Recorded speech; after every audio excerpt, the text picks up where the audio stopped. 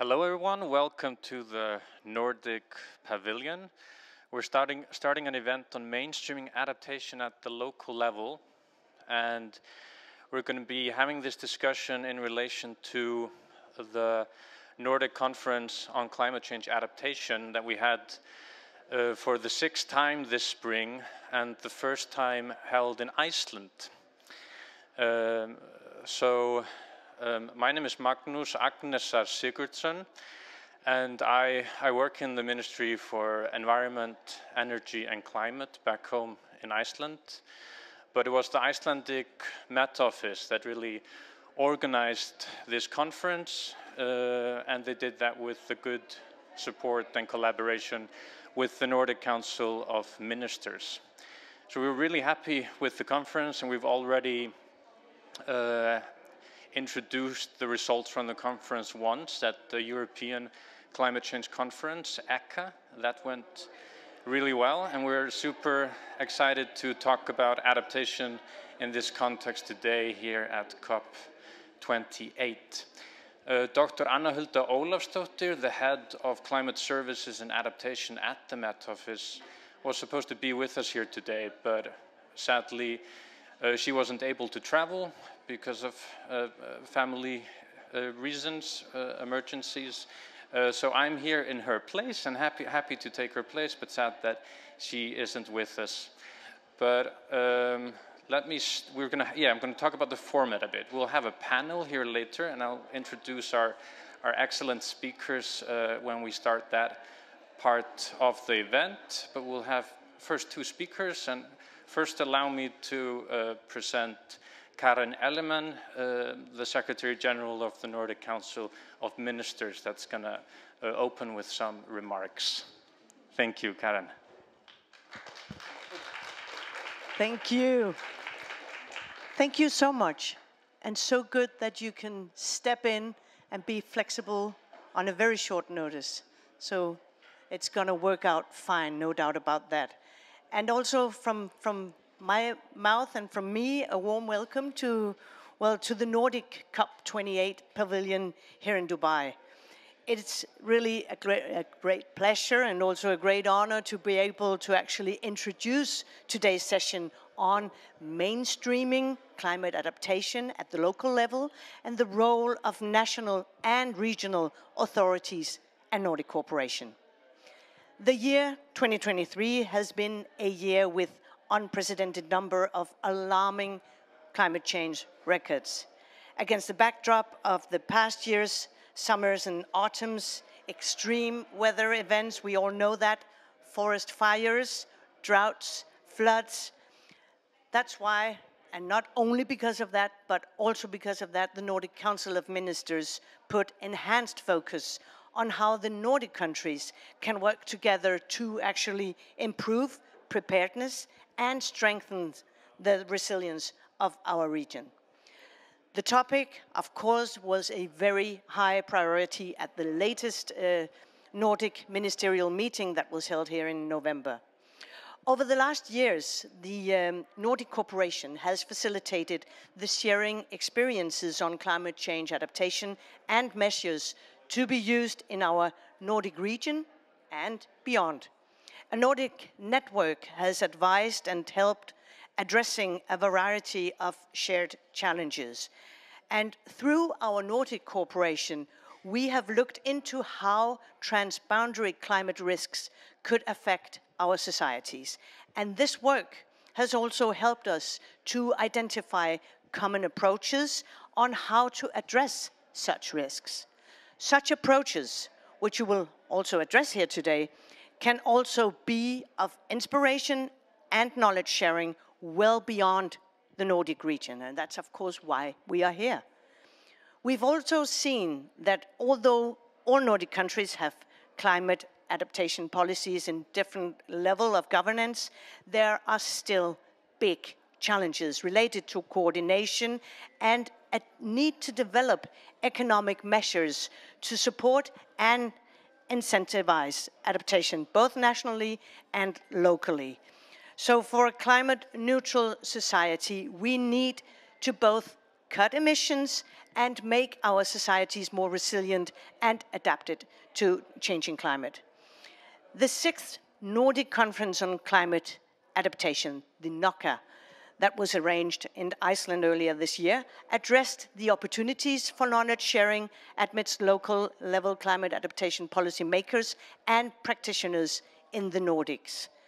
I look very much forward to listening again. I mean, I heard the recommendations, but it's always different in this huge international setting as well. So hearing the recommendations for how we further should strengthen this nexus. So thank you very much for giving me the opportunity to introduce it, and I guess it's back to you to keep on running the show. Thank you.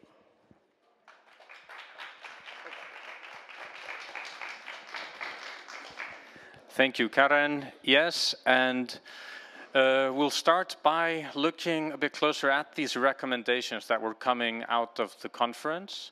And I'm going to ask Theódóra Matthíasdóttir from the Icelandic Met Office to come and take us through the results.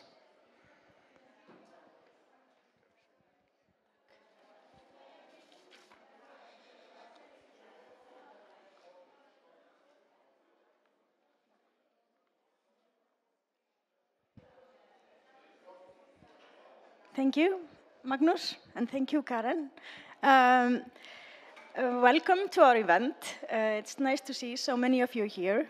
As mentioned, the event is inspired by the results from the 6th Nordic Conference of Climate Change Adaptation that took place in the spring. And my name is Theo, and I work at the Icelandic Climate Services and Adaptation Center at the IMO, and along with Anna Hulda, who sadly couldn't be here, organized and summarized results from the conference. So today I will briefly introduce the key findings from the conference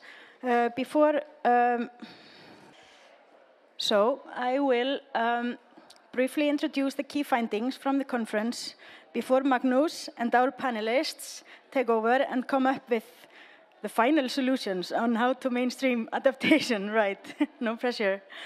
And since the event takes place in the Nordic Pavilion at an international conference, we will also focus on how to accelerate adaptation through cross-boundary cooperation in the Nordics as well as globally. The overall idea of the NOCA conference is to get people working in the field of adaptation together, connecting researchers and policymakers, sharing knowledge, networking, and coming up with further cooperation opportunities, as well as producing input into policymaking on the Nordic level. The main focus of this year's conference was on adaptation in cities and municipalities.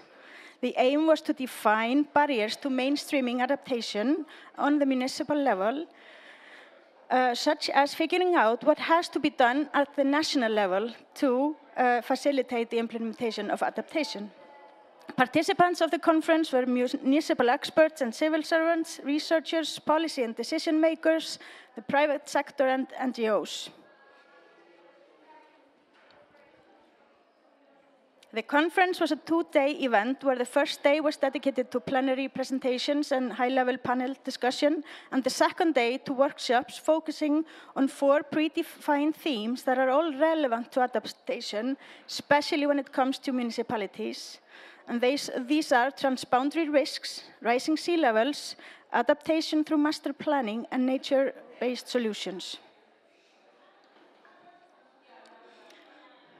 The output from the conference, apart from knowledge sharing and networking, is the policy brief published on the Nordic website, synthesizing the results of the conference with further Nordic cooperation in mind.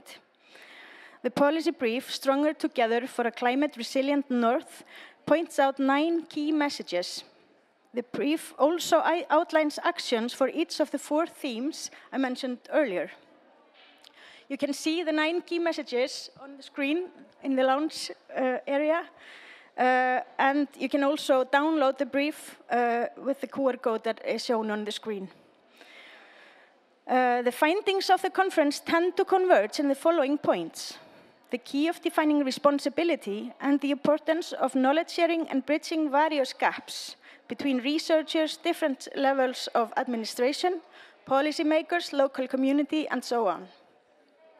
There was a strong consensus on the importance of national governments establishing buy-in at the level of local governance when it comes to adaptation. It was apparent that there was this shared focus on making sure adaptation processes are integrated well at the local level, even though the Nordics approach it differently.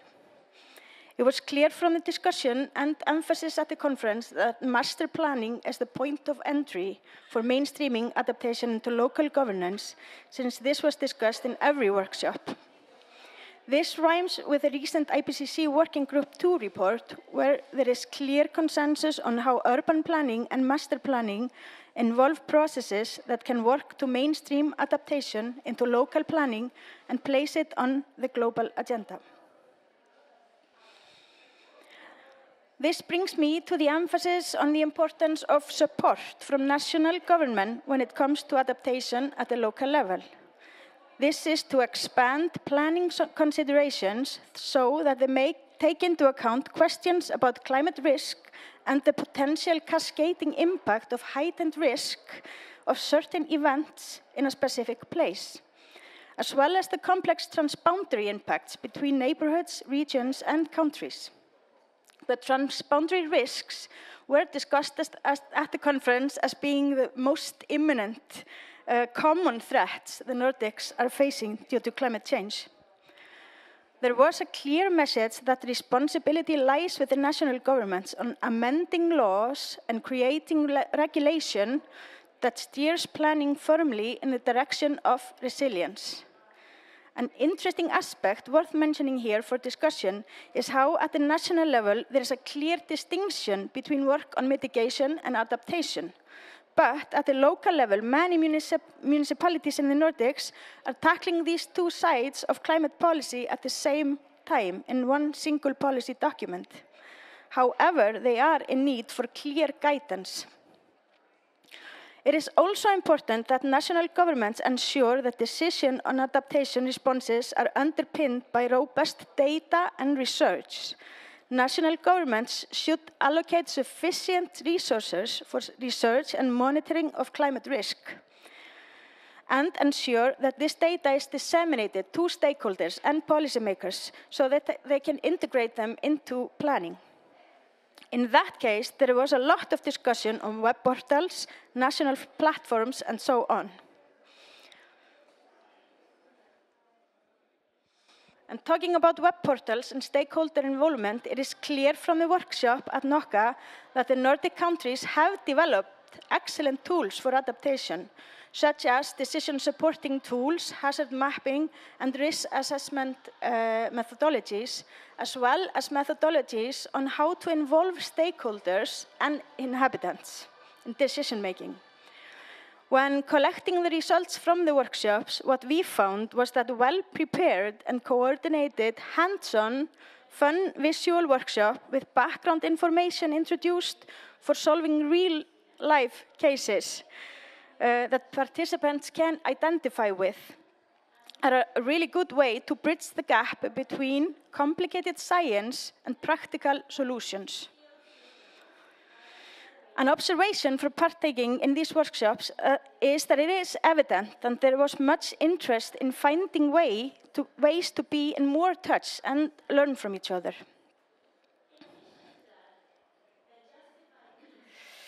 Yet another highlight that we draw from the conference is that the Nordics are facing many common challenges, but are tackling them differently. By scaling up, Nordic knowledge sharing could leverage adaptation measures locally, nationally, regionally, and globally. And with that, I finish my summary and give Magnús and our panelists the floor, and look forward to hear your solutions to our problems.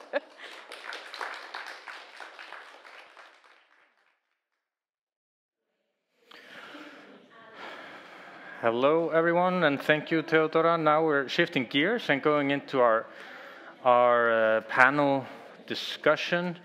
Just to reflect on the conference, this simple thing of just coming together and being able to talk to other adaptation experts, about the issue across the Nordics super valuable, because it's not a completely new topic, but it's newish, and we're approaching it a bit differently, so we have so much to learn from each other. But please allow me to introduce our panelists, and let me start with Dr. Adrian Lema. He is the director of the National Center for Climate Research at the Danish Meteorological Institute, DMI.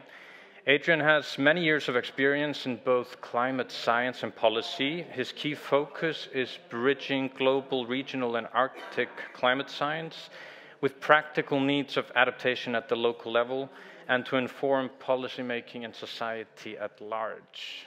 Dr. Lema, if you would come to the stage for us.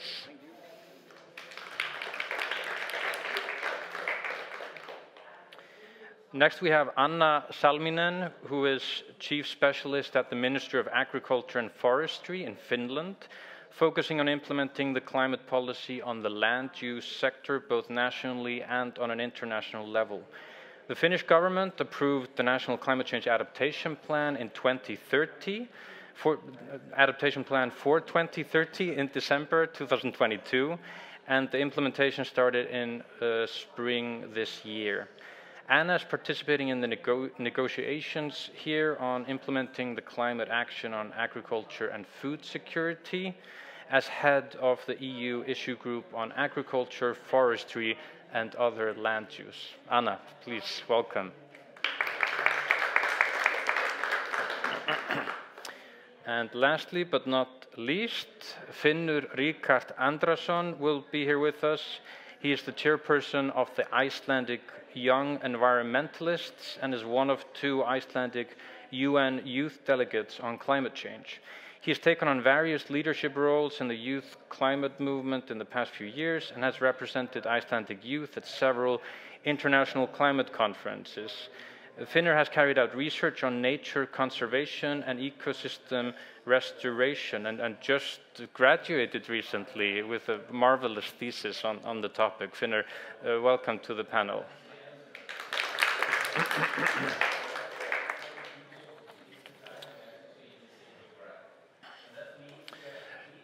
Yes, so I was thinking that we would maybe start by going the first circle around the panel, hearing about how you touch on adaptation in your daily work.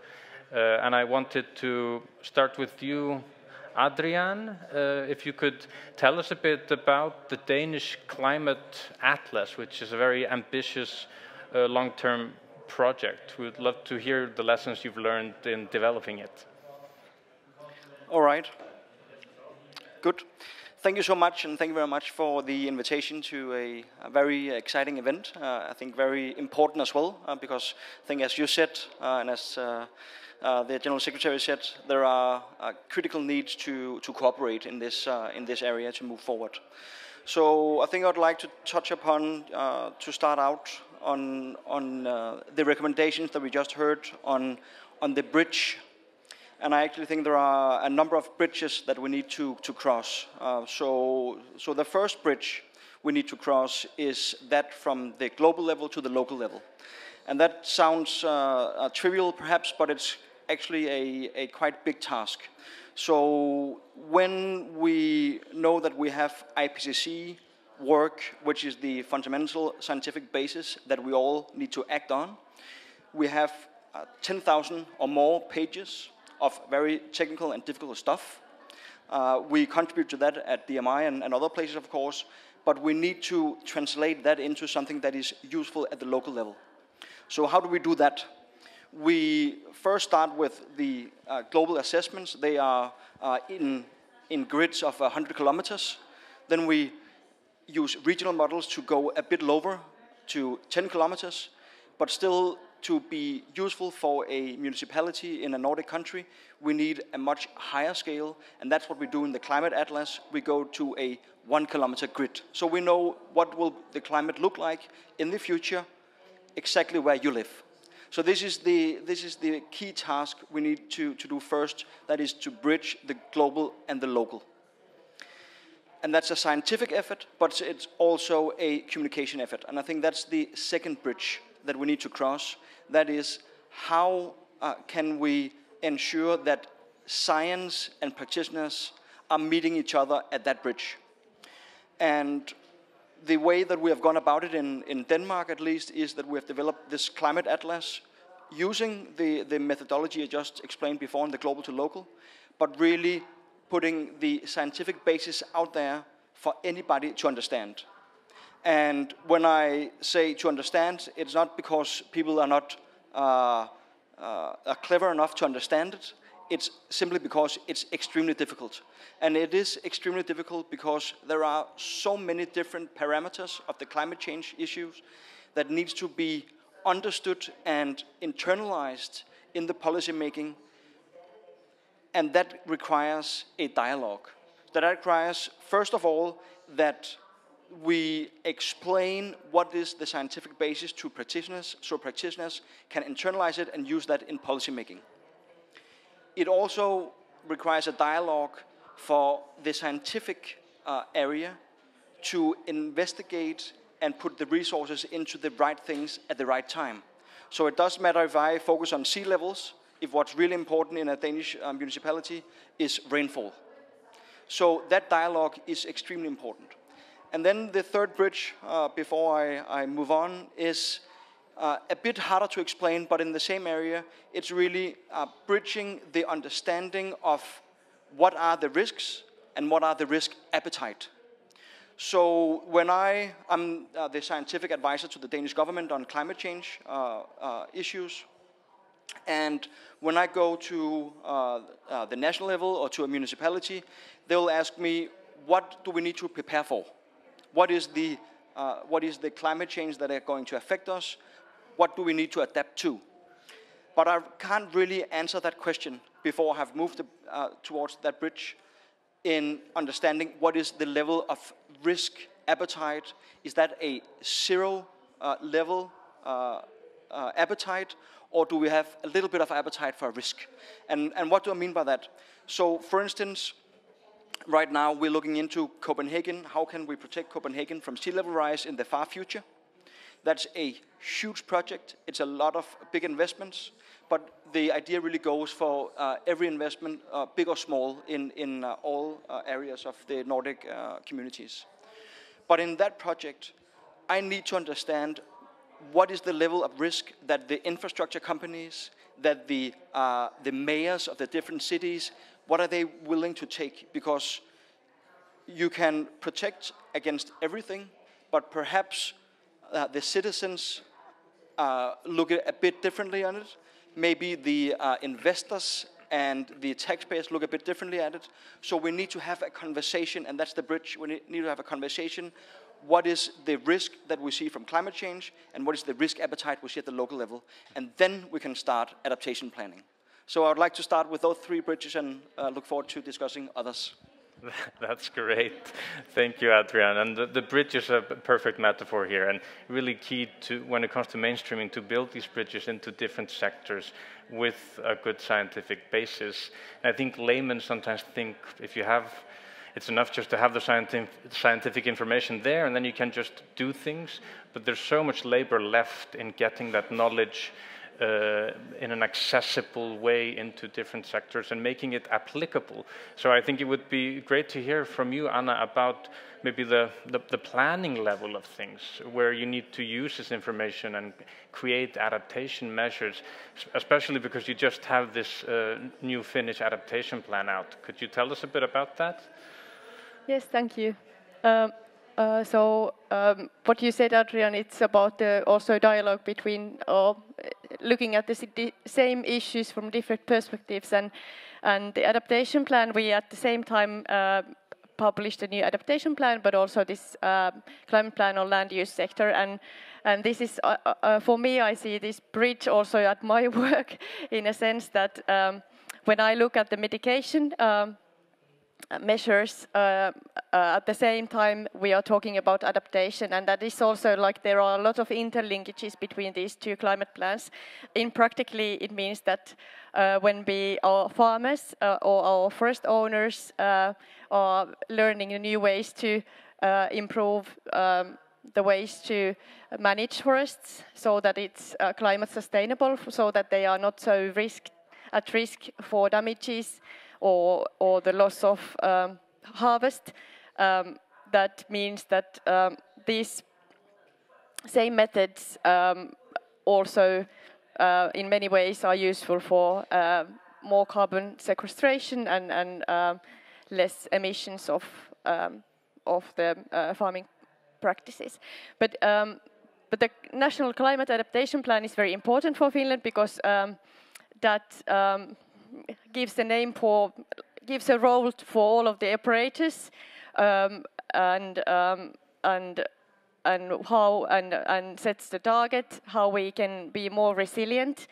And I think that that is also something we should be looking at more closely, that when we talk about resilience, we should also have the climate aspect always included in it. And I think this, it's always, as it is for the EU, useful to have this kind of planning processes, that is the discussion, what is important, and the process where you actually learn how, in many ways, our municipalities or our regions, what kind of aspects of adaptation and what kind of risks they identify and what kind of measures are needed to be more climate resilient. So now it's the phase where good thing is also that this kind of process also maybe gives a space for different municipalities, for example, to find each other. And now we can see that there is an increased ambition or increased interest to work on adaptation on local level and regional level, and there are many networks being built because of this implementation of adaptation plan. And it is also the base that now we also understood what kind of resources we need to have to assist and to support this local level adaptation practices. So we have now regional more resources for like expertise and specialists supporting the local level work. So I think the plan gives the structure for all of this work, and it is important to have the structure and also set the target. So, yeah. Yeah, thanks, Anna. And because you've been in the negotiations here, do you see like practical linkages between the local level and the planning and what you're talking about in the rooms in B1 and B8? Yes. That's what makes it fascinating, is that it can be very abstract on this level. If the question is that how to improve the resilience of agriculture and how to cut the emissions on this level, what you can do on UNFCCC level in negotiations, what practically it's the same issues we are talking and discussing and implementing on a local level, and that applies, of course, for many different countries. So, but the linkage, what I see is also this point of view that for a farmer or for an African country, for example, in negotiations, it might be the adaptation is the basic, that's the need. They have so many risks they face because of the climate change, and the difference for some countries is that our societies are quite stable and we can tolerate risks quite well. We're organized, but then there might be some other countries who have lack of this kind of structures and maybe maybe more ask for knowledge sharing about how to improve the adaptation, and this is the linkage that at the same time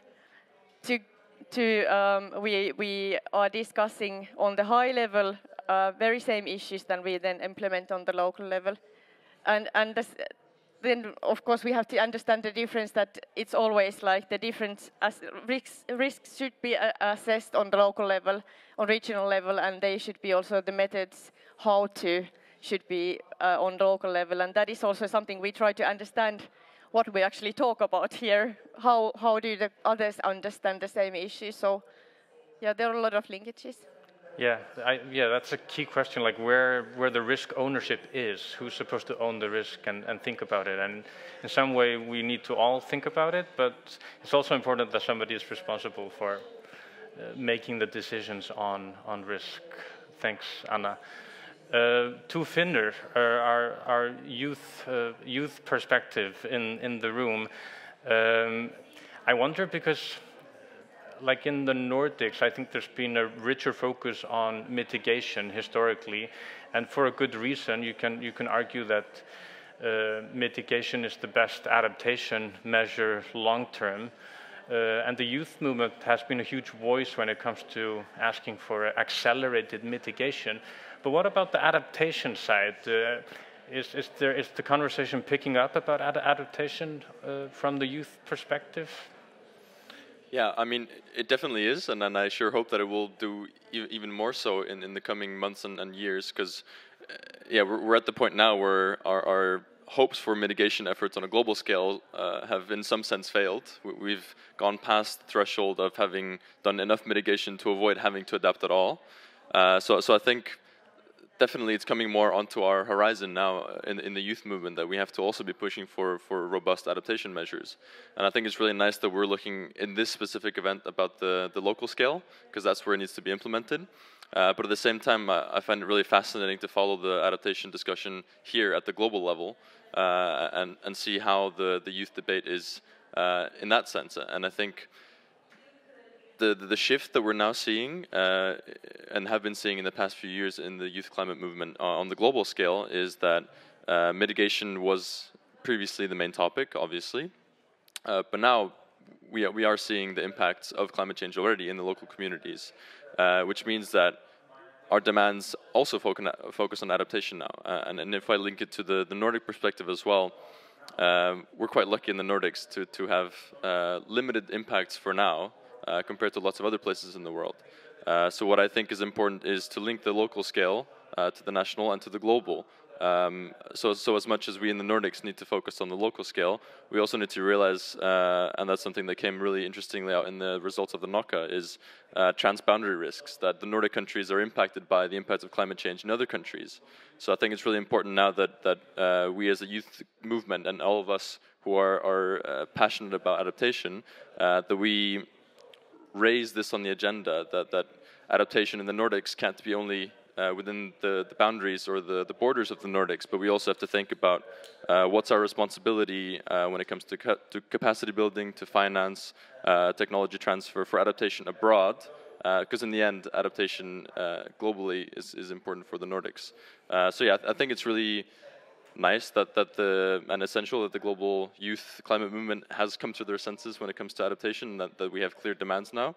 And then perhaps to bring it back to the local scale, the first time I thought about adaptation was about a year ago, when the environmental minister invited me to participate in a steering committee to prepare suggestions for making the Icelandic national adaptation plan. And that really opened my eyes to go through that entire process with Magnús and other experts on the topic from the Met Office as well, to just figure out, okay, wow, it's actually really important that we talk about adaptation as well.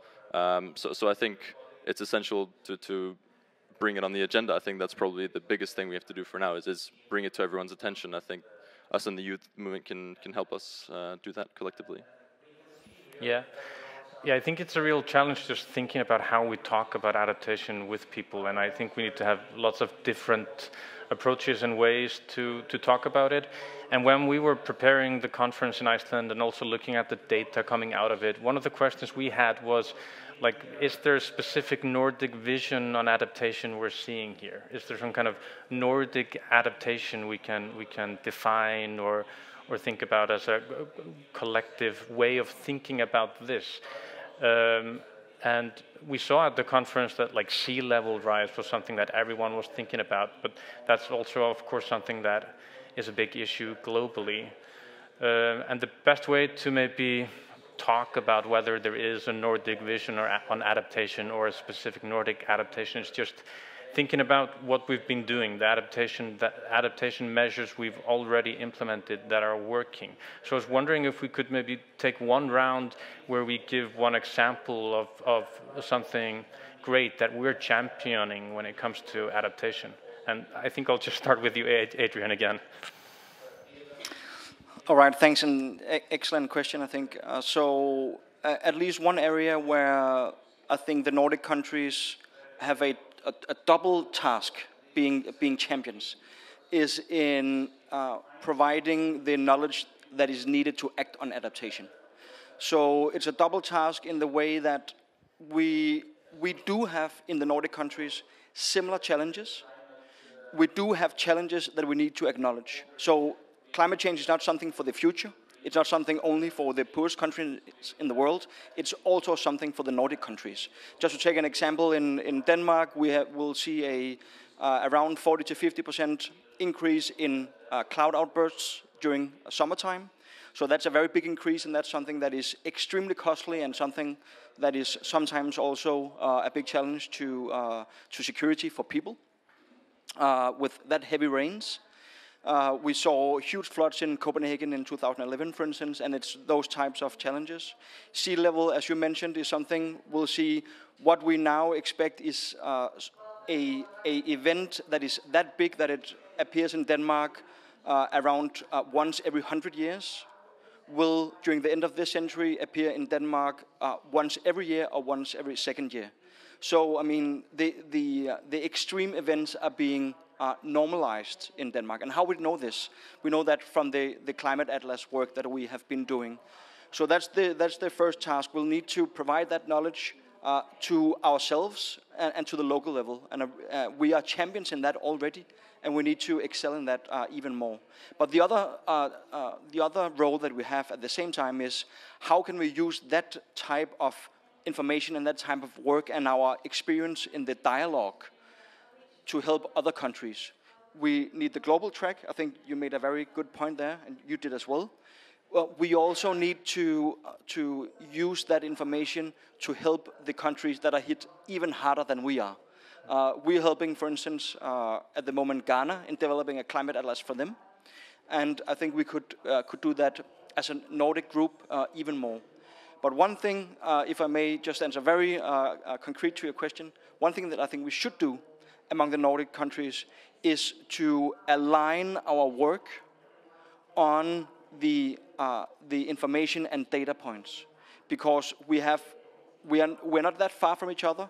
We have maybe a bit different geographies and land bases, but we are in the same area roughly, and we can benefit hugely from stronger cooperation among each others.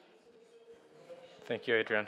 Yeah, I think this was really good that you highlighted the knowledge and also the scientific base for that. And I would like to continue or reflect to that what I think is something special for us is also this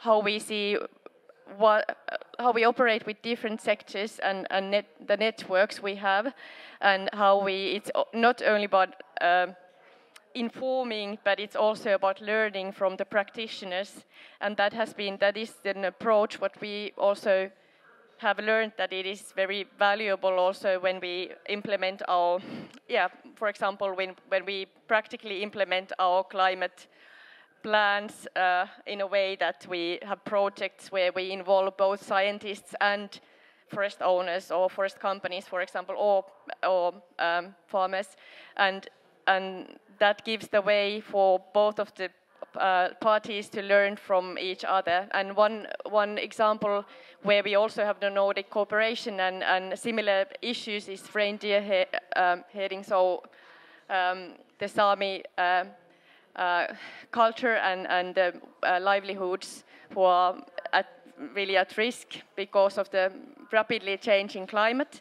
And one example now in Finland is this Sami Climate Council, which brings together the different sciences and also this traditional indigenous knowledge, where you know the land, you know the nature, and you can have access to that kind of knowledge and combine it with the science. And that is actually something also we talk about on the global level, and really like concrete example of it, how to use that kind of cooperation as a base to achieve something where you couldn't achieve maybe otherwise. So yeah, that is the Nordic way of cooperation, that you don't try to engage all because you're not that many. So maybe that's, yeah. Yeah, I just find it really interesting to be here and listening, because I'm learning a lot as well.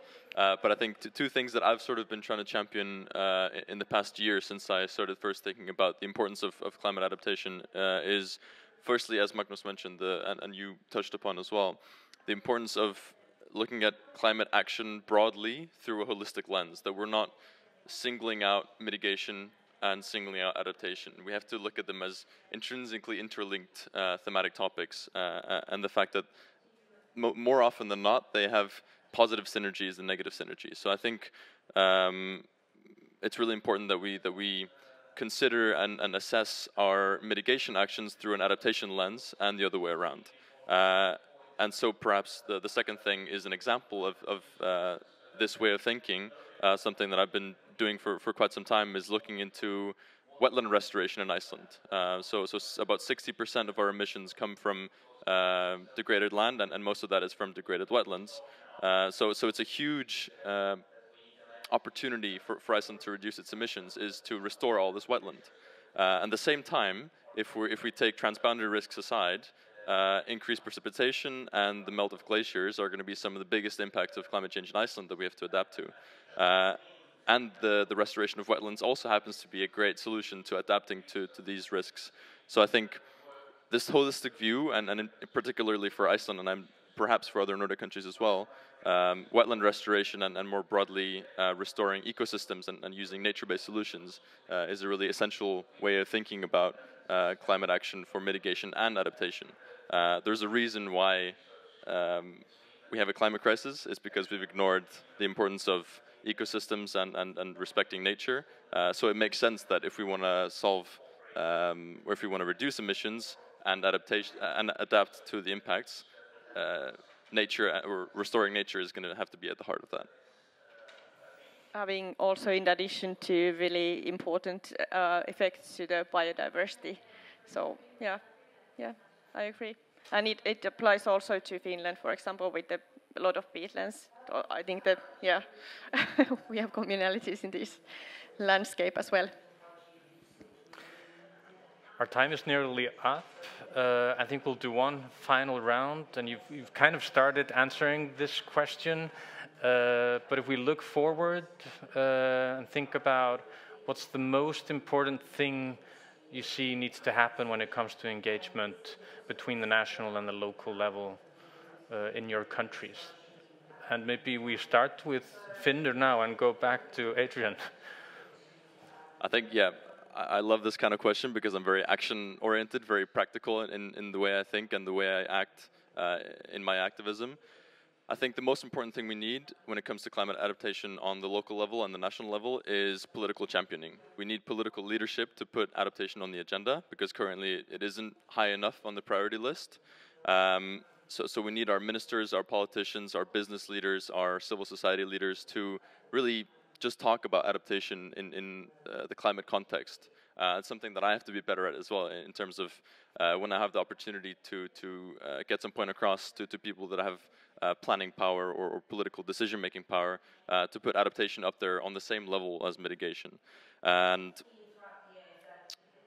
there was something else that I was going to mention, but I think I've forgotten it. Okay. Might come back to it, but yeah. You can come back if you remember it. Yes. Yeah, I think that it's essential to be well interlinked from the government level to the local level, and keep the open communication, because we might not see and understand everything, how it looks from, how different it might look in different parts of the country. And also, like, our task is to, on the government level, to make sure that there is enough of resources for also, and yeah, resources doesn't mean that it has to be like for everybody the same amount, but it can be shared resources. So in that sense that that there is access to knowledge, access to also like support for building networks. And what is very important, what I wanted to highlight, is also this EU framework, EU mission, where you actually have also the possibility to have this kind of exchange with the other countries. For example, this EU mission, we are also, many of us, I think, involved, is this having 300 municipalities and regions through Europe, and that brings also the access to maybe if the climate is changing, and it is, we need to also have access to knowledge from south, because in north we might face in the future similar problems that we don't have yet. Mm-hmm. So yeah, interlinkages in many ways. Thanks. All right, so I think I could have said both points actually. So political leadership and support and the things that you mentioned, I think both are extremely true. But you having said that, I have to say something else. So I think how can we get those things? So how can we get leadership? How can we get the support needed to act at a local level? For me, I think there's one key issue, and that's awareness. So we are dealing with a climate crisis. We are engaged in mitigation efforts as Nordic countries as well, and that is extremely important, and it should continue to be very, very high on our agenda. But one thing that we need to raise awareness about is the climate risks that are facing our countries as well. So that's really an awareness issue, and it's not that in the Nordic countries we are not aware as normal citizens about climate change. That's not the problem. The problem is that we have, and I think that's a fundamental a psychological problem, that we have a hard time comprehending this huge global issue. How does that affect us and our next generations to come? So that's something that we need to work with. And I think we need to work with it in a way that is very systematically, that we produce the maps, that we show the colors, that we show the sea level rises, that we show where the rain will fall, how the reindeers will be affected, and so forth. We need to be very, very explanatory to ourselves and to our fellow citizens. So I think awareness is what will get us to those excellent points that you raised. Thank you dearly. I think we'll wrap it up at this point. I think one way of talking about risk is through the concept of maladaptation, to avoid doing things without thinking about adaptation, and so maladapting in a way. And I think the bridge building we've been talking about, and the need for good climate information and climate information services and communication between stakeholders at different levels. This is key really to not maladapt, to avoid maladaptation and unnecessary risk. But thank you, Finnur, Anna, Adrian. Thank you, Theódóra, for your presentation. Thank you, Karen, for opening for us earlier. It's been a terrific event. And I think we can keep discussing for a bit over a couple of croissants, right, Theo? So we have some croissants that will be brought out now. Thank you all for coming and joining online, and have a nice rest of your cup.